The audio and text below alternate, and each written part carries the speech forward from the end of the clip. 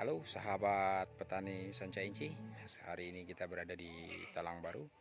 Hari ini kita akan bedah masalah pruning Sanca Inci ya, biar dia berbuah lebat dan tidak terlalu banyak daun. Oke, kita lanjut. Nanti Pak Ebi akan menjelaskan seperti apa pruning Sanca Inci. Oke, assalamualaikum. Kita menjelaskan sedikit tentang pruning. Pruning ini tujuannya mengapa? Biar nutrisi tidak terbuang sia-sia. Seperti ini yang tidak berproduksi meskipun dia sudah keluar bunga tapi gagal karena alasannya kurang sinar matahari. Jadi kita potong, kita pilih.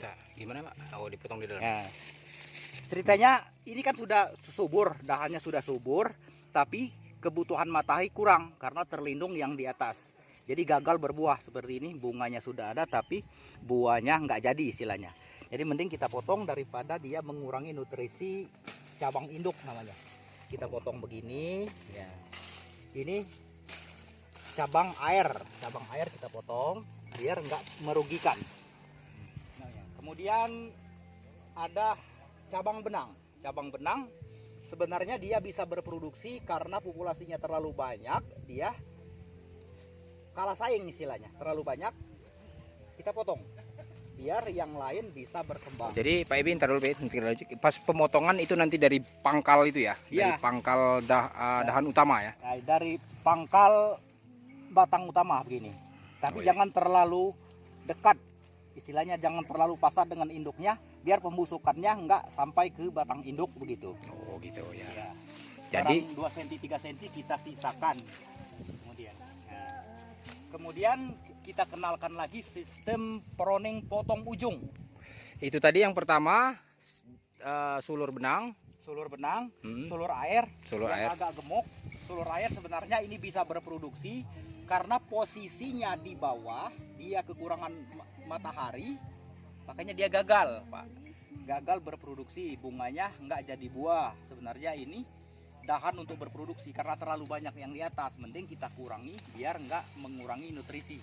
Mending fokus ke atas gitu Pak ya. Ke atas. Nah, lanjut pruning tahap 2. Pruning tahap 2 istilahnya potong ujung. Sistem perkembangan Sanca Inci paling banter dia ada 5 atau 6 ruas yang bisa berproduksi buah. 1, 2, 3, 4, 5, 6. Yang ketujuhnya meskipun dia jadi buah kecil, akhirnya dia kopong. Itulah namanya yang buah dapat tapi hasil nggak dapat kita. Ya, ada kerukanya saja tapi kosong. Ini kita potong begini. Biar Berarti nutrisinya dihitung dari pangkal ada berapa bunga ya gitu ya. ya ada berapa ruas. Itu. Kan ini Contoh lagi sekali lagi, bunga. dijelaskan lagi Pak. Yang ini yang jelas. Nah, ini ya Pak. Ini kan batang induk. Kita hitung 1, 2, 3, 4, 5. Kita lihat kan udah mengecil, udah mengurus. Yang kelimanya kita potong. Biar yang 4 bisa jadi buah, bisa tumbuh subur, bisa menghasilkan buah dengan sempurna begitu. Oh. Ini namanya pruning potong ujung. potong ujung. Gitu. Kemudian ada lagi kita sistem pilah dan pilih batang induk. Kita lihat karena terlalu banyak batang induknya, sedangkan yang batang induk duluan tumbuh sudah berproduksi yang begini, yang induknya, tapi di bawahnya tumbuh lagi batang induk. Sebelum dia mengeluarkan buah, ini kita potong. Biar yang induk yang kita pelihara yang sudah keluar buah tidak terganggu, terutama untuk kebutuhan nutrisi, kemudian untuk kebutuhan matahari gitu Pak. Kita potong.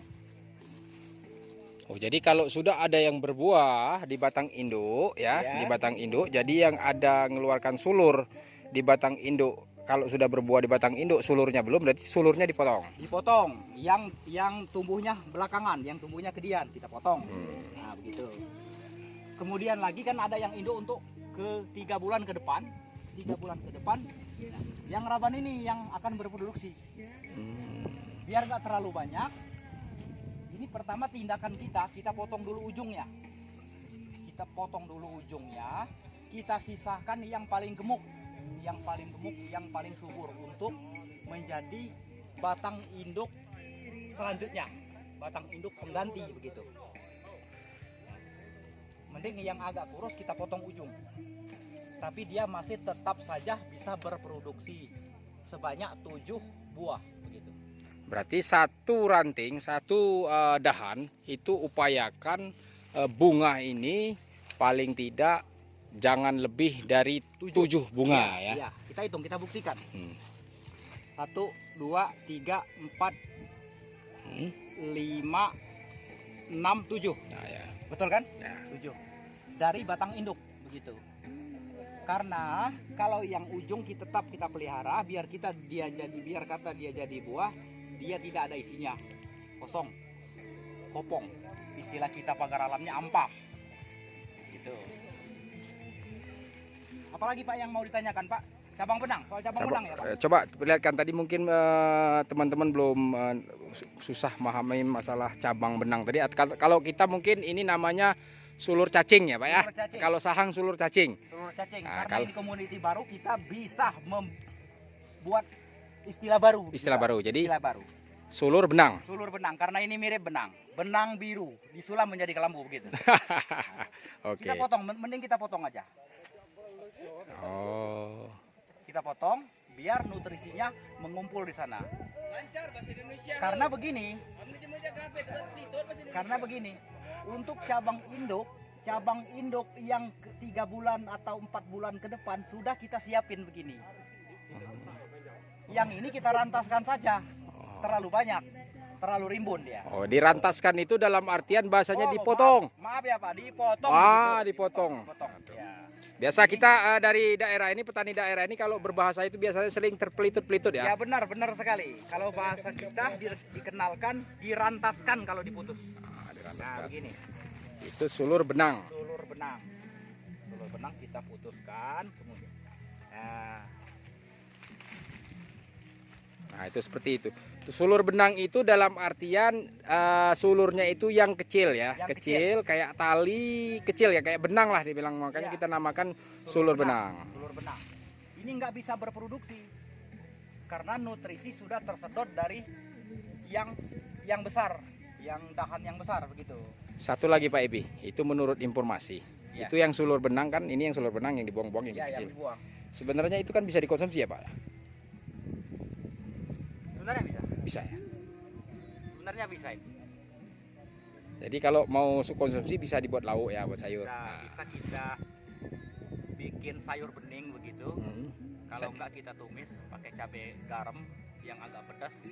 Tapi agak mewet ini kata bahasanya. Agak ngiut bahasa kita. Agak ngiut. Ya, mending kita agak lama. Habis ditumis ditutup, dikasih Ajinomoto begitu. Nah, nanti gini Pak Ebi, mungkin kalau kita terapkan secara semua, mungkin petani nanti yang nonton agak kebingungan. Ya. Jelaskan saja dulu sulur apa saja tadi.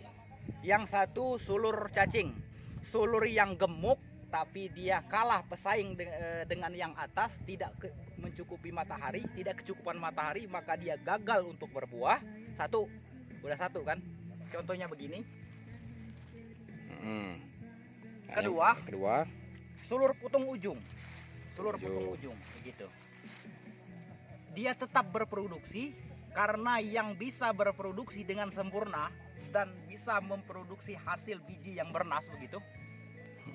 Dari 1 sampai 5 paling banyak begitu. Yang keenamnya udah kita potong. Contohnya begini. Ini induknya.